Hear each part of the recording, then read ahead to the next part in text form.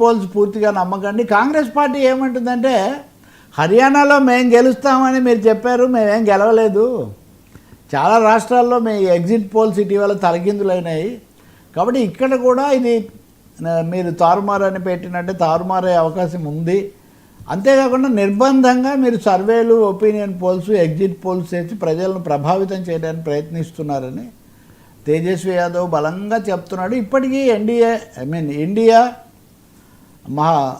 RJD మటుకు రావచ్చు, మాకు ఇంకా అవకాశం ఉండొచ్చు అని. కానీ ఇతరులు అది కూడా చెప్పేస్తున్నా, ఇతరులు ఉదాహరణకి సిపిఐ ఎమ్మెల్యే ఎక్కువ స్థానాలు పోటీ చేస్తున్నారు, అలాంటి వాళ్ళు మటుకు లేదు ఓడిపోవచ్చు, కొన్ని సరిగ్గా జరగలేదు అని కూడా వాళ్ళు అంటున్నారు. సో సస్పెన్స్ అయితే ఉంది. దీనికోసం బహుశా రేపు పొద్దున ఇంకొక 16-17 గంటల్లో ఈ సస్పెన్స్కు తెర దిగుతుంది. కానీ సర్వే సంస్థలు ఒళ్ళు దగ్గర పెట్టుకోవాలి అని మటుకు ఇప్పుడు అర్థమైంది. జూబ్లీ హిల్స్ మీద కూడా 1-2 సంస్థలు బీఆర్ఎస్ఏ వస్తుంది అని నిన్న కూడా వాళ్ళు చెప్తున్నారు, ఇదంతా కావాలని చేస్తున్నారు ఈ పద్ధతులు. So this is about. మరి అఖిలేష్ ఆశలు నిజంగా నిజమవుతాయా? చాలా అంత చిన్న వయసులో ఒక ప్రత్యామ్నాయ నాయకుడిగా వచ్చిన వ్యక్తి మటుకు అఖిలేష్ ఇటీవల కాలం, అదైతే ఉండబోతుంది.